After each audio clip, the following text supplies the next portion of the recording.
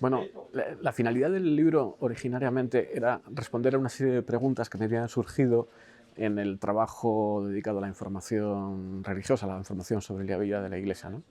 Una de ellas es el olvido que tenemos respecto a la contribución de la Iglesia y en este caso de los obispos a la transición política. Estamos en un momento que los teóricos dicen vivimos una segunda transición, una transición política, social, y creo que nos estamos olvidando con demasiada frecuencia de la gran contribución que hizo la Iglesia a la reconciliación de los españoles, la gran contribución que hizo la Iglesia al proceso de democratización. Y este olvido en este momento histórico es también una forma de injusticia contra el pasado reciente de la Iglesia. Y después, la segunda idea era cómo ha cambiado lo que podríamos denominar el ejercicio del poder de la Iglesia en la sociedad.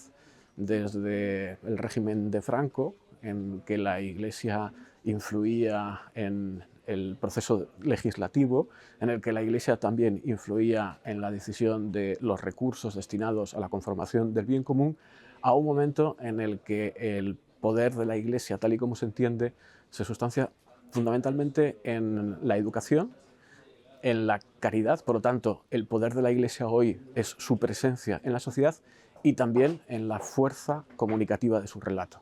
En el libro queda suficientemente claro que el desenganche de la Iglesia del franquismo fue mucho anterior a la propia transición política. Es decir, el desenganche de la Iglesia con el franquismo fue una consecuencia del Concilio Vaticano II, principalmente, y también de la propia dinámica interna de la Iglesia. Por ejemplo, generaciones de jóvenes sacerdotes que salieron a estudiar a Europa y en Europa descubrieron lo que significaban las democracias en las que se gobernaba la democracia cristiana o la socialdemocracia, ¿no? Y que después, cuando vinieron a España, vieron que era posible que después del franquismo España entrara en una democracia, ¿no? Y contribuyeron decisivamente a crear ese clima fundamentalmente intelectual.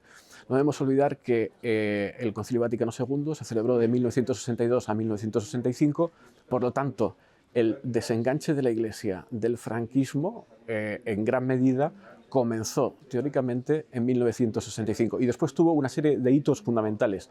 Y dentro de esos hitos fundamentales fue clave la Asamblea Conjunta de Obispos Sacerdotes de 1971, fue clave el documento Iglesia y Comunidad Política de 1973. Estamos hablando de 4 o 5 años antes de la muerte de Franco. Y también es importante pensar en una parte de la Iglesia que no se quería desenganchar del franquismo y que se mostraba reacia a desenganchar del franquismo. Y también es importante pensar ahora en cuáles fueron los avisos que esa parte de la Iglesia lanzó respecto a lo que no se había hecho en la transición política española. Vamos a ver,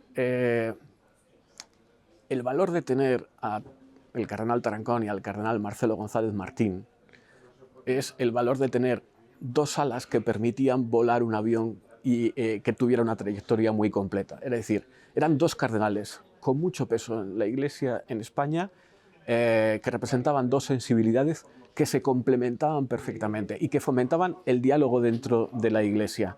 Evidentemente conocemos y hemos conocido incluso historiográficamente más sobre el cardenal Tarancón. De hecho, la publicación de sus confesiones, digamos que cerraba un ciclo en ese proceso. Pero hasta ahora, hasta hace bien poco, no conocíamos tanto de don Marcelo González Martín. Sí que había habido publicaciones, biografías, quizá menores. Ahora hay un trabajo que en este momento se está publicando, pues se ha publicado el primer volumen, pero todavía no se ha publicado el segundo volumen, que lleva adelante el que fue secretario de don Marcelo durante toda su vida, don Santiago Calvo, con un grupo de sacerdotes que nos está descubriendo a don Marcelo, ¿no? Y yo lo que pongo en evidencia en este momento es que ese relato que tuvo la Iglesia en la transición fue tan completo precisamente porque el cardenal Tarancón y don Marcelo eran capaces de dialogar, eran capaces de afrontar los retos comunes. El caso paradigmático es el caso Añoveros. En el caso Añoveros, don Marcelo llegó hasta donde llegó y en el momento en que no pudo más respecto a las decisiones que iba a tomar Franco y su Consejo de Ministros y su presidente del gobierno, le pidió a don Marcelo que interviniera, y fue don Marcelo y la intervención de don Marcelo quien resolvió la situación. Por lo tanto, eran dos alas de un avión que tenía una trayectoria muy clara y que contribuía decisivamente al progreso de la sociedad española. El clericalismo es un pecado, yo creo que está en la naturaleza de la Iglesia desde muy pronto en la historia, ¿no? No voy a decir de los 2 primeros siglos, pero sí a partir de el giro constantiniano, sí que a partir del año 313, ¿no? El clericalismo es la confusión del ejercicio del poder en la Iglesia relacionado y ligado a la jerarquía.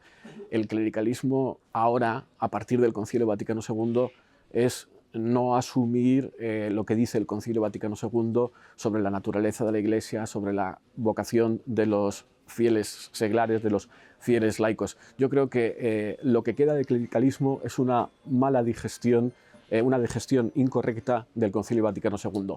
Es no respetar la autonomía de los fieles laicos. No se trata de que los fieles laicos estén dentro de la Iglesia tomando decisiones, aunque sí es necesario ahora, en este momento de la sinodalidad, una escucha mutua. El clericalismo es toda la desviación del ejercicio del poder dentro de la Iglesia.